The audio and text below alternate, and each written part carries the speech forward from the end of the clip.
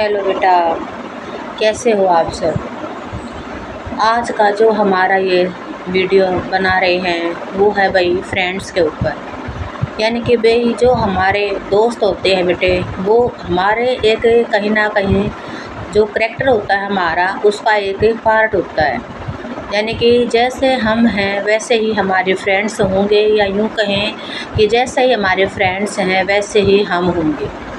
इसलिए जो हम अपने स्कूल में, कॉलेज में, या फिर यूँ कहें कि अपने आसपास जिसको भी अपना फ्रेंड्स बनाएं, उसको बेटा बहुत ही ध्यान से देखो कि कैसा उसका नेचर है, ठीक है, कैसी उसकी सोच है। यानी कि बहुत सारी चीज़ें कहने को तो भाई जो हमारे महाभारत में कृष्ण जी और सुदामा जी थे बेटे, उनके दोस्त देखो कहाँ भगवान कृष्ण जी और कहाँ पर सुदामा।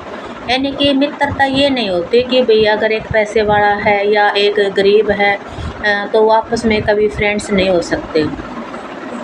लेकिन जो सच्चे मित्र होते हैं वो कभी भी अपने फ्रेंड्स का बेटे नुकसान या अहित नहीं चाहेंगे, ठीक है। कहते हैं ना, जब हम बीमार हो जाते हैं तो डॉक्टर हमें जो कड़वी दवाई देता है खाने के लिए, वो हमारे फ़ायदे के लिए है।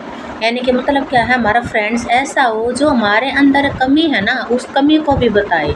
ये नहीं है कि भाई ये बोले कि अपने घर वालों से बोलो कि हमें वहाँ घूमने के लिए जाना है, उसके लिए हमें 5,000 रुपये की ज़रूरत है अभी फ़िलहाल, या फिर हमें जो फ़ोन लेना है वो भी हमें आईफ़ोन ही ख़रीदना है, या फिर हमें अगर मूवी देखने के लिए जाना है तो वो आज ही जाना ज़रूरी है। और दूसरी बात क्या है बेटा, कुछ बच्चे तो ऐसे भी देखने में आए हैं जो कि हर एक कहते हैं कि डंग डंग पे झूठ बोलते हैं।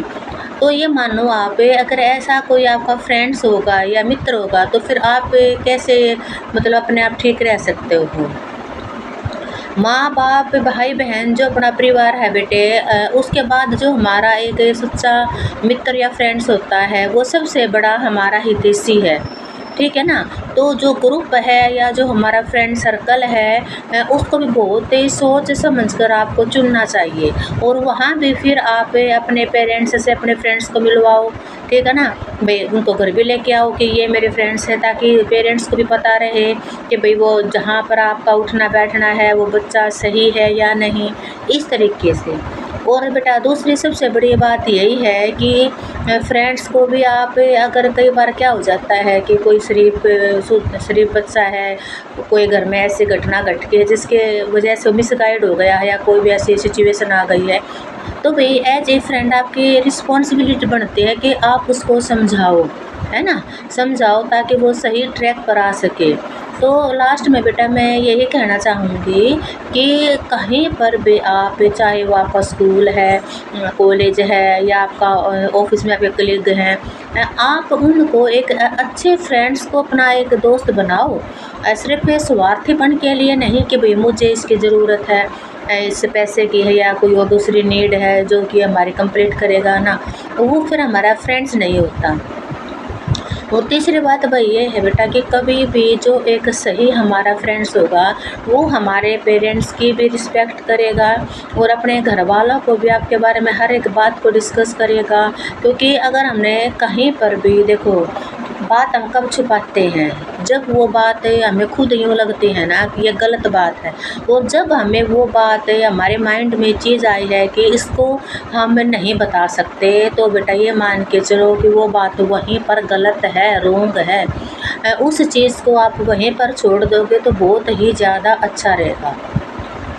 बेटा कोई पेरेंट्स नहीं चाहता कि उनके जो बच्चे हैं वो बड़े होकर गैंगस्टर बने, लेकिन उसके बाद भी देखो आप कितने सारे जो गैंग ग्रुप बने हुए हैं, किस तरीके से उन्हें और रोज़ पुलिस के द्वारा इनके मुठभेड़ में मारे जा रहे हैं, किस तरीके से बिला बेटे जेलों में पड़े हैं। क्या वो किसी के बच्चे नहीं हैं या उनके माँ बाप नहीं हैं? ऐसा नहीं है भाई, उनके भी माँ बाप हैं, पेरेंट्स हैं, उन्होंने भी उनको बहुत अच्छे तरीके से अच्छी परवरिश देने की कोशिश की होगी भाई। लेकिन अब कैसे क्या सिचुएशन इस तरीके से मिसगाइड वो हो गए हैं कि देखो आज कहाँ बैठे हैं।